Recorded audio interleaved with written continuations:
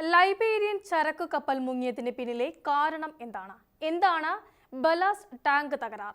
Liberian ചരക്കു കപ്പൽ മുങ്ങിയത് ballast ടാങ്കിന്റെ തകരാർ മൂലമെന്ന മറൈൻ മർക്കന്റൈൽ ഡിപ്പാർട്ട്മെന്റ്. കപ്പലിന്റെ സന്തുലനം ഉറപ്പാക്കാൻ അടിത്തട്ടിൽ വെള്ളം സംഭരിക്കുന്ന ടാങ്കുകളാണ് ബല്ലാസ്റ്റ്. വലതുവശത്തെ ടാങ്കുകളിലൊന്നിലേക്ക് കൂടുതൽ വെള്ളം നിറയുകയും കപ്പൽ ഒരു വശത്തേക്ക് ചെരിഞ്ഞു മുങ്ങിത്താഴുകയുമായിരുന്നു. ചെരിഞ്ഞ കപ്പലിനെ രക്ഷിക്കാനുള്ള ശ്രമം മോശം കാലാവസ്ഥയിൽ സങ്കീർണമാകുകയുമായിരുന്നു. ഫസ്റ്റ് ഓഫീസറുടെ പരിചയക്കുറവ് അപകടത്തിന് വഴിവെച്ചോ എന്ന് പരിശോധിച്ചു വരികയാണ്.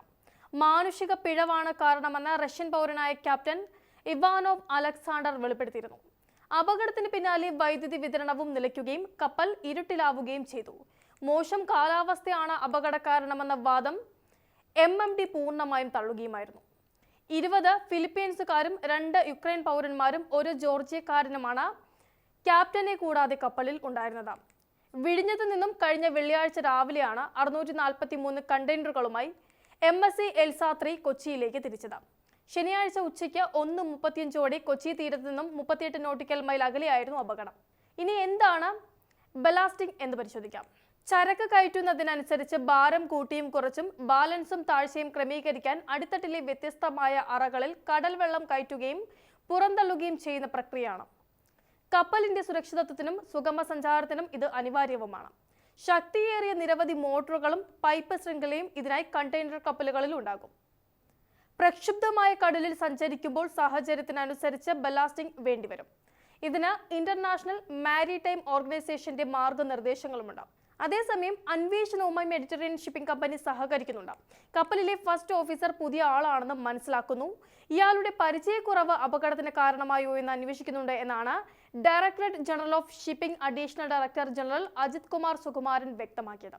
അതേസമയം കേരള തീരത്തുണ്ടായ കപ്പൽ അപകടം സംസ്ഥാനത്തിന് ദീർഘകാല നഷ്ടമുണ്ടാക്കിയതായി കപ്പൽ ഉടമയായ മെഡിറ്ററേനിയൻ ഷിപ്പിംഗ് കമ്പനി സർക്കാർ അറിയിച്ചു. തലസ്ഥാനത്തെത്തിയ MSC പ്രതിനിധികൾ ചീഫ് സെക്രട്ടറി ഡോക്ടർ A. ജയതിലകുമായി ചർച്ച നടത്തിയിരുന്നു. കേരളത്തെ പാരിസ്ഥിതികമായും മത്സ്യസമ്പത്തിന്റെ കാര്യത്തിലും ദീർഘകാലം നഷ്ടമുണ്ടാക്കുന്നു എന്നാണ് ചീഫ് സെക്രട്ടറി അവരെ ധരിപ്പിച്ചത്. മത്സ്യത്തൊഴിലാളികളുടെ ഉപജീവനത്തെയും ഈ അപകടം കാര്യമായി തന്നെ ബാധിച്ചു.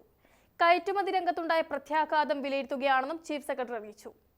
MSC മാനേജിംഗ് ഡയറക്ടർമാരായ ദീപക് തിവാരി, ക്യാപ്റ്റൻ ഭാസിൻ എന്നിവരാണ് ചർച്ചയ്ക്കെത്തിയത്. ഇന്റർനാഷണൽ ടാങ്കർ ഓണേഴ്സ് പൊല്യൂഷൻ ഫെഡറേഷന്റെ ചീഫ് സയന്റിസ്റ്റ് ഏഞ്ചല പിൻസോനുമുണ്ടായിരുന്നു ചർച്ചയിൽ. കടലിലെ എണ്ണ ചോർച്ച തടയുന്നതിനുള്ള ഇടപെടലുകൾക്ക് സാങ്കേതികമായ മാർഗനിർദ്ദേശങ്ങൾ നൽകുന്ന സംഘടനയാണിത്.